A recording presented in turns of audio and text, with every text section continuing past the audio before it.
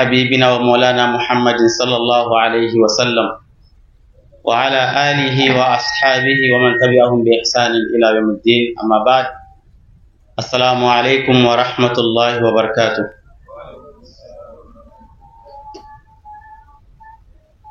Toute la louange est à Allah. Nous le louons, nous le glorifions. Nous sommes reconnaissants envers Allah pour tous les bienfaits qu'il nous a fait. Nous sommes reconnaissants envers Allah qui nous a créés êtres humains.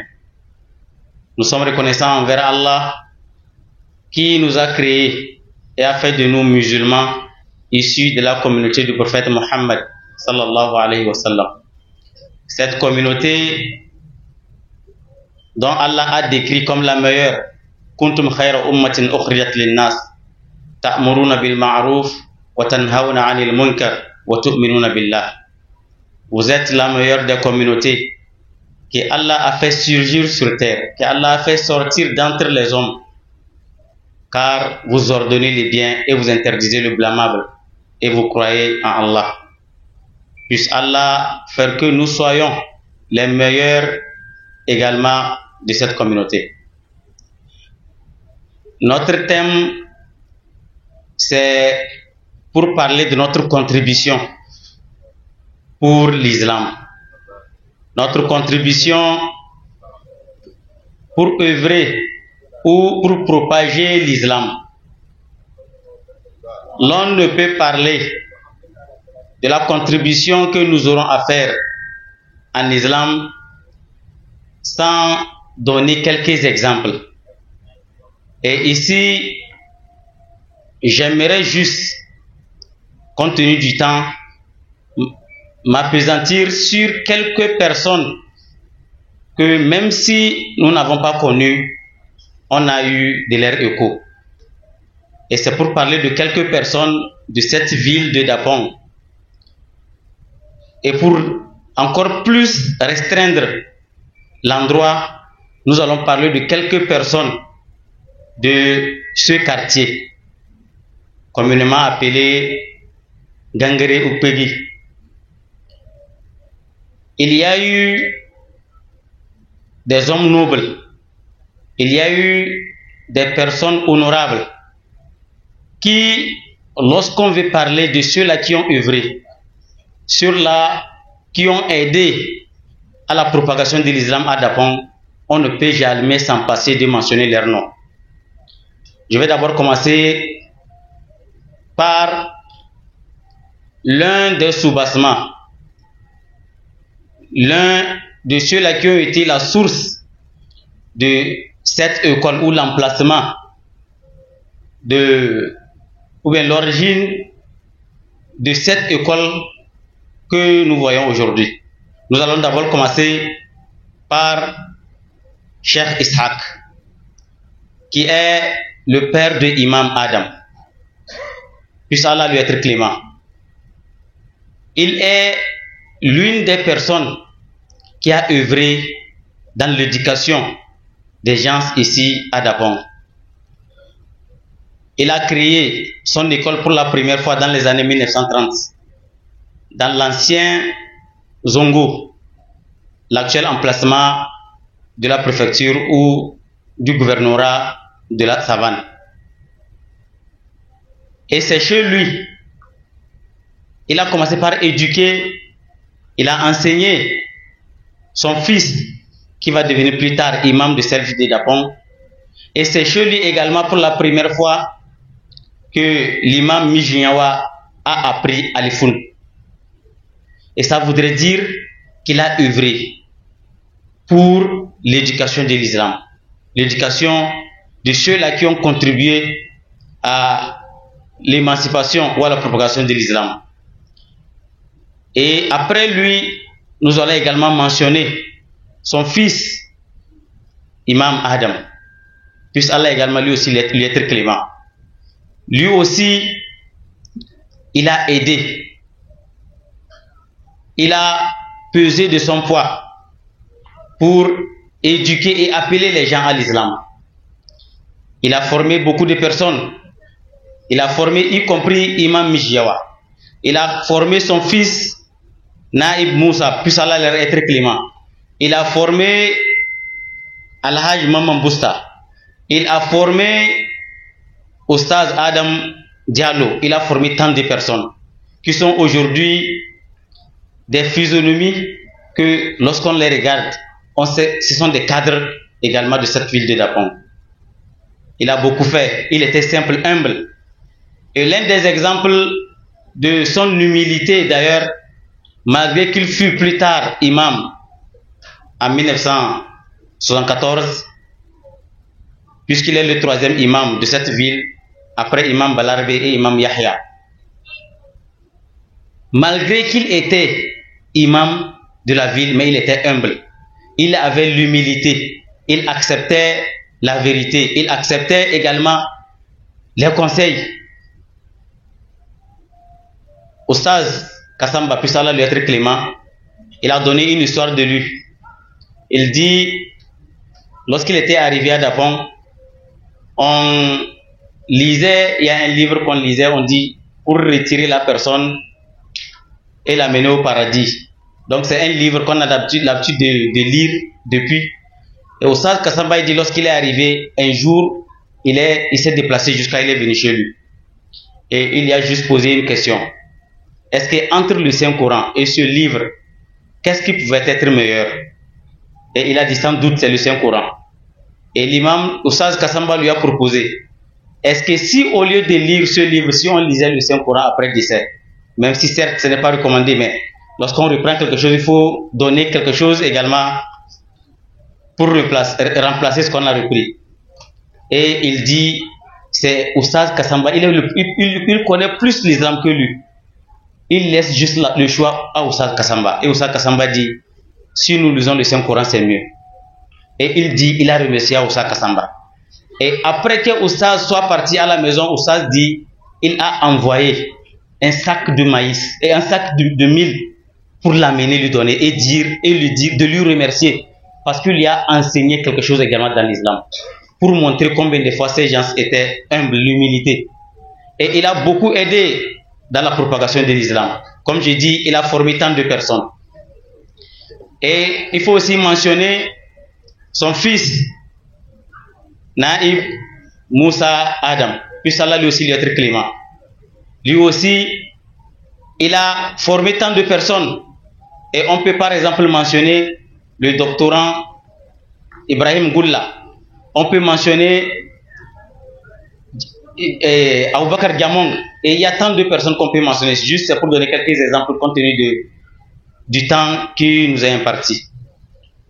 On peut également donner sur le domaine financier. On ne peut pas parler de ceux-là qui ont financé, ceux qui ont contribué à ce que l'islam soit propagé, sans oublier également quelqu'un de ce quartier qui est El Hajj Bouraïma. Puis Allah aussi lui être clément. Allah lui a donné de la richesse. Et il a pesé de son foi. Il a utilisé cette richesse que Allah lui a donnée pour mettre cela dans le sentier d'Allah Tabaraka wa Ta'ala. Il a construit des mosquées. Il a aidé des savants. Il a fait venir des savants également pour prêcher l'islam. Il a fait tant de choses. Il a aidé des faibles. Il a aidé ceux-là qui étaient dans ceux qui les nécessiteux. Il a fait tant de choses. On peut citer beaucoup, mais juste pour nous apaisantir, pour donner juste quelques exemples de ceux-là, pour dire ces gens ont œuvré dans le sentier d'Allah Tabaraka wa Ta'ala. Et c'est un honneur pour surtout cette communauté et surtout ceux-là qui vivent dans ce quartier.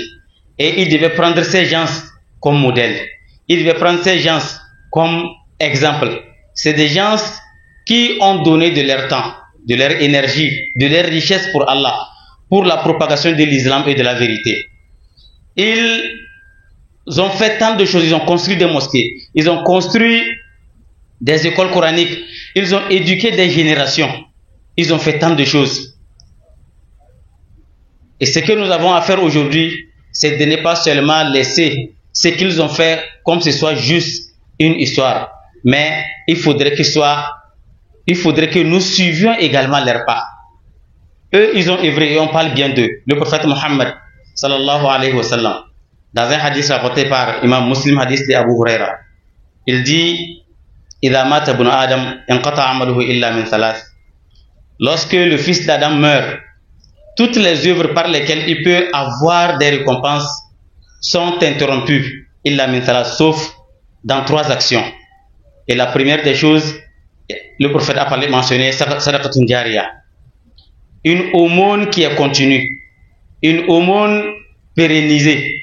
La personne a construit une mosquée, la personne a construit une école et les gens utilisent cela. Les gens utilisent cela et Allah va toujours lui donner cette récompense même s'il est à sa tombe.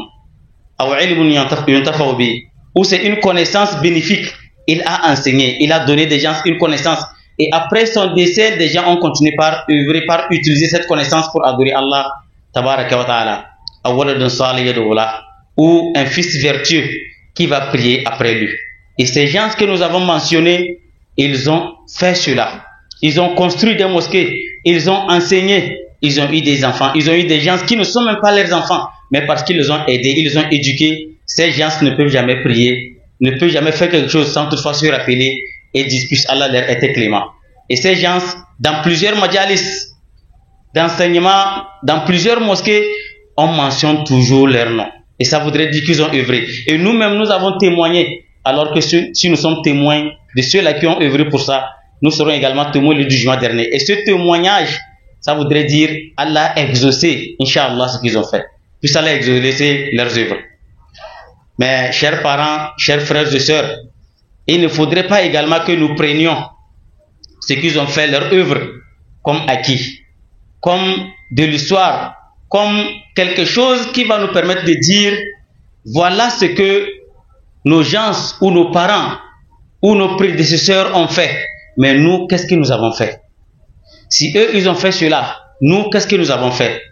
Sachant que le jour du jugement dernier, nous n'allons jamais venir dire que nous allons espérer dans ce que notre papa a fait, ou dans ce que notre ancêtre a fait, ou dans ce que quelqu'un de mon prédécesseur dans mon quartier a fait, pensant que c'est à partir de cela que je peux aussi avoir le paradis. Non. Tous viendront au jour du jugement dernier auprès d'Allah tabaraka wa ta'ala, seul, chacun viendra seul avec ses œuvres. Eux, ils ont œuvré, ils viendront seuls avec leurs œuvres. Nous également, qu'est-ce que nous allons aller auprès d'Allah tabaraka wa ta'ala? Avec quelle œuvre nous allons aller auprès d'Allah tabaraka wa ta'ala? Kullu nafsin bima kasabat rahina. Toute âme sera liée à ce qu'elle aura commis. Ce que la personne a fait ici sur la terre, le jour du jugement dernier, la personne sera avec ça également auprès d'Allah tabaraka wa ta'ala. Nous devons alors faire tout et tout pour œuvrer dans le sentier d'Allah tabaraka wa ta'ala. De la même manière qu'ils ont fait, nous aussi, il faut faire cela. Il faut chercher à éduquer une nouvelle génération, chercher à donner de la connaissance, chercher également à financer dans le sentier d'Allah tabaraka wa ta'ala. Il y a eu des gens qui ont eu de la richesse, même dans ce quartier. Mais pourquoi on ne parle pas tant comme on a parlé de ceux qui sont venus avant eux? Il y a eu ceux qui ont cherché la connaissance, mais pourquoi on ne parle pas de comme ceux-là qui étaient venus avant? Il y en a ceux qui sont là, mais pourquoi on ne parle pas de comme ceux qui étaient venus avant? Ça voudrait dire les gens ont baissé les bras. Les gens ont juste appesanti, ils ont juste regardé ce que les autres ont fait et ils veulent se glorifier de ce que les gens ont fait. Non, il faudrait que chacun, tout un, fasse également les bonnes œuvres pour avoir le paradis lui seul et pas pour chercher à se coller des œuvres d'autres personnes. Alors, pour finir, je nous demande, dans nos causeries, dans nos échanges, que nous réfléchissions, que nous pensions, qu'est-ce que nous pouvons faire pour pérenniser l'islam? Qu'est-ce que nous pouvons faire pour former des générations qui vont arriver? Qu'est-ce que nous pouvons faire pour aider dans le sentier d'Allah tabaraka wa ta'ala? La khair fi kathirin min najwahum illa man amara bi sadaqatin aw ma'rufin aw islahin bayna an-nas. Allah tabaraka wa ta'ala dit dans le Saint-Coran, il n'y a pas de bon, il n'y a pas quelque chose de bien dans tout ce qu'ils font comme causerie, sauf celui-là qui a ordonné. Ceux-là dans leur causerie, ils ordonnent la charité. Ils ordonnent à ce qu'on fasse du bien aux gens, à donner, à aider les semblables, à aider ceux qui sont dans la nécessité, à donner de l'aumône, à donner de la sadaqa, ou ma'rouf, ou à faire de bonnes œuvres, ou islam bin nas, ou à réconcilier les gens. Et Allah dit celui-là qui va faire cela, cherchant l'agrément d'Allah tabaraka wa ta'ala, Allah tabaraka wa ta'ala dit, nous allons lui donner une grande récompense. Il aura une grande récompense le jour du jugement dernier. Et ça veut dire, il faudrait que dans nos causeries, il faut toujours penser comment notre quartier était entre-temps. Que faut-il faire pour que ce soit encore plus meilleur demain? Il faudrait que nous pensions également qu'est-ce que nous pouvons faire pour que on va parler toujours de notre quartier. Ce quartier est une lumière, l'une des lumières de Dapong. On ne peut jamais parler de l'histoire de l'islam à Dapong sans toutefois mentionner ce quartier. On ne peut jamais parler de ceux-là qui ont contribué intellectuellement dans l'islam sans parler de ce quartier. On ne peut pas parler de ceux-là qui ont financé, ceux qui ont donné de leur argent financièrement pour propager l'islam à Dapong sans parler de ce quartier. Et si nous allons parler de ce quartier dans le passé, il faudrait que nous pensions également que cela se soit pérenne. Qu'est-ce que nous allons faire pour qu'on puisse parler toujours bien de ce quartier, qu'on puisse toujours parler de ce quartier comme un modèle, un quartier qui aide, qui finance, qui éduque également dans le sentier d'Allah tabaraka wa ta'ala. Je vais juste m'arrêter là. Et tout ce que nous avons dit, puisse Allah mettre cela sur la balance du jugement dernier. Et les noms que nous avons mentionnés, beaucoup sont décédés. Puisse Allah leur être clément. Puisse Allah faire que là où ils sont, puisse Allah leur augmenter la clémence. Puisse Allah faire que les bonnes œuvres qu'ils ont eu à accomplir, que ce soit également sur leur balance du jugement dernier. Et puisse Allah faire que nous aussi, nous puissions suivre leurs pas et faire de bonnes œuvres et faire comme ils ont fait ou bien faire plus que ce qu'ils ont fait. Assalamu alaikum wa rahmatullahi wa barakatuh.